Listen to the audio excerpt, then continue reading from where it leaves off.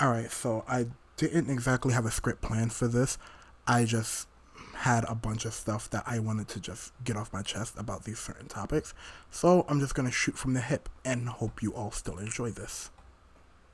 What's going on, guys? It's your boy Caston Ryuichi, whichever one you would prefer to call me, and we're back with another episode of On Kami, a series where I vent my frustrations about things that really bother me or things that just really make no particular goddamn sense at the current stage in time. I'm not gonna waste y'all time any further with a deeper introduction. Let's just jump right into the topics. So, as of this recording, April 2nd, there is an anime convention, a swap meet going on in Northern California called SacAnime from today, April 2nd, to Sunday, April 4th. This convention should not be even happening at all in the current state of this pandemic, but they think just because, it's not a convention, it's a swap meet, that is fine. Not only that, there was a vaccination clinic in NorCal where the swap meet is being held that was closed down for this weekend.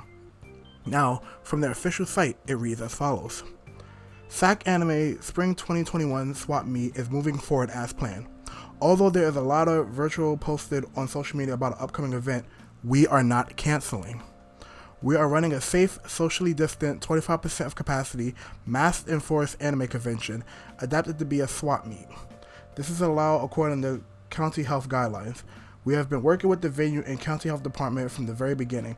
The vaccination clinic held at the Roblin Event Center is closing for 2 days, but that had been planned all along and the clinic had adjusted accordingly, vaccinating more people during the days that they did have.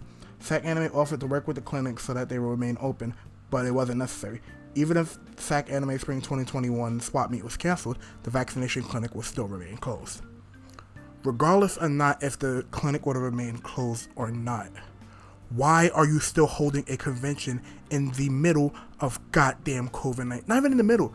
Some people say we're at the light. We're seeing the light at the end of the tunnel of this pandemic, with the vaccines being on and everything, and people actually taking it.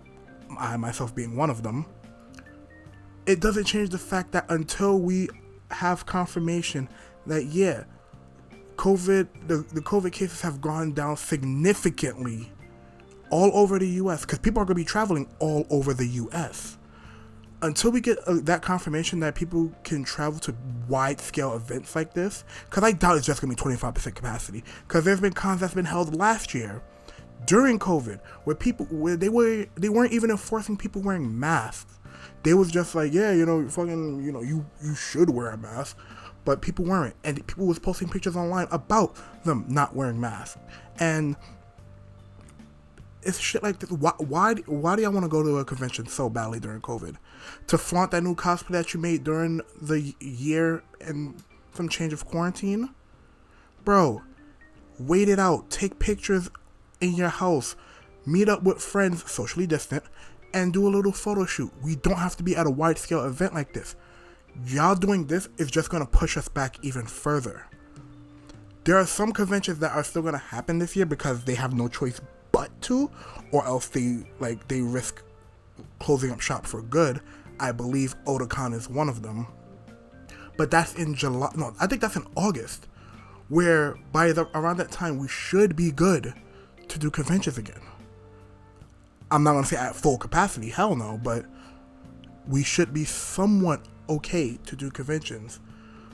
But people's gonna be people. People don't want to listen to protocol. People are just, them. Next on the list I want to talk about is games that are only available for a limited time. For those who don't know, Mario's 35th anniversary was this month. Well, was March, I'm sorry. And we prior had gotten 2 games. The Super Mario 3D Collection, which had Super Mario 64, Super Mario Sunshine, for the first time re-released ever, and Super Mario Galaxy, all bundled into one little game. And we also got a Fire Emblem game, the very first Fire Emblem game, Fire Emblem, the Shadow Dragon, and the Blade of Light. We got all of those on the Switch. But the catch-22 was after March 31st, these games are not going to be available anymore. As of March 31st, Super Mario 3D Collection was delisted from the Nintendo eShop. Super Mario 35 was the same, Fire Emblem was the same thing. But the thing was, for some reason, people, myself included, were able to still play Super Mario 35. Well, at the time of this recording, as I checked, it's officially dead now, but like Mario's dead, but we were still able to play it. I don't understand why do these limited time releases when we, like, y'all know this was gonna make y'all money. Y'all know, like, aside from Super Mario 35, because that was a free-to-play game, but it was fun. People enjoyed it. People made content about it. People streamed it. But yet, they still decided to pull the rug from everybody who was hoping, it's April 31st, it might be a big April Fool's joke, or, like, they just might be like, okay, it gained, like, very big traction, we're gonna leave it alone. No, they still say, you know what, give me those games back. You don't remember these games. Hours now. Well, hours, again, you're not getting this again. People are still holding out hope that we might get this game back. I'm not holding out hope because, as far as I'm concerned, this is just Nintendo having shitty business practices again. And don't get me wrong, I love Nintendo, but I will be the first to tell them, y'all are fucking up badly. But, you can't tell a company like that nothing, much like you can't tell WWE nothing. But that's a whole separate topic for a separate day. Now, the last topic I want to hit on. Cancel culture on fictional characters. For those who've been living on the rock or don't follow an anime that's been airing during the winter season, there's a nice little anime called Horimiya. I haven't watched the anime, I've been reading the manga. I'm actually almost finished with the manga.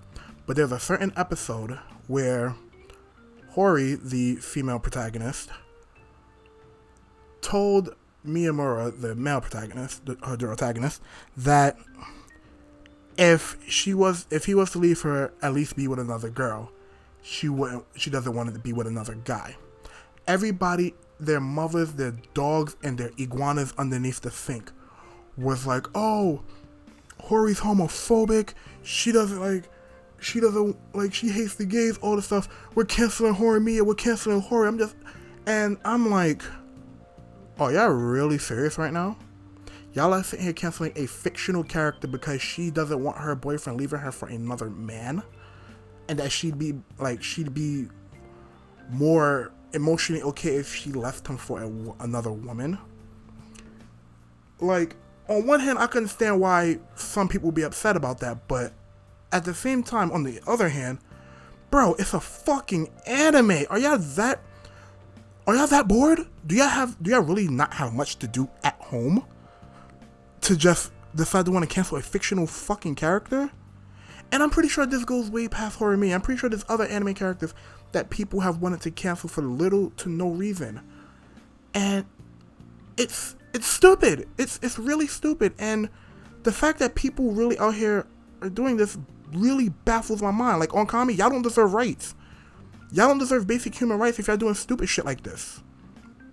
But listen, c'est la vie. You can't tell people what they can and can't do. You could just laugh at them for being stupid. But we're at the end of this episode. I'm going to try to make this a weekly thing instead of like a monthly thing or whenever some really big shit happens thing. And because like I have a lot to talk about, especially while my podcast, The Geeks at the Round Table, which I should follow on these various social platforms, is still on hiatus. So let me know what y'all think about everything I covered in this video in the comments below. Be sure to like, subscribe, all that good jazz. I stream on Twitch almost every day. I try, because the internet doesn't like me, let's be real. My internet just hates my guts. And yeah, I will see y'all in the next video.